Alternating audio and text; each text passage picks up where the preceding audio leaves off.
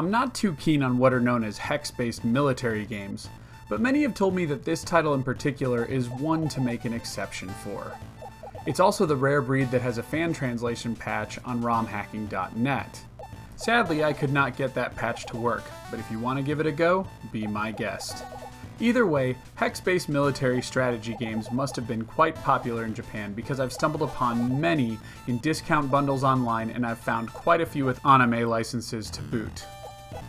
If you've never played one before, a hex-based military shooter uses a main game board for you to spend money to purchase troops, and also a rule set that allows you to move the troops. The idea is to take over certain areas and conquer all of the bases.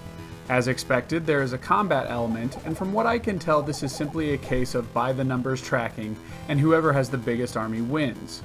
Okay, so it's a bit more complicated than that considering it has the rules of traditional RTS when in combat. If you're not familiar, that means that ground troops are weak to vehicles, vehicles are weak to air, and air are weak to ground troops.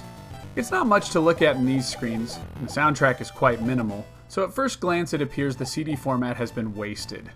This turns out to not be the case when it comes to content. Sure, Super Daisenryaku is only using about 65 megabytes of the disk, but that bump in space is the difference between a title feeling stripped on a cartridge and a title feeling PC feature complete.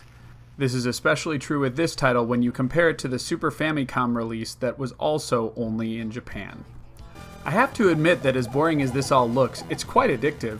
I don't know that the fan translation would have changed my enjoyment much, and aside from the basic menu, it's pretty obvious what to do.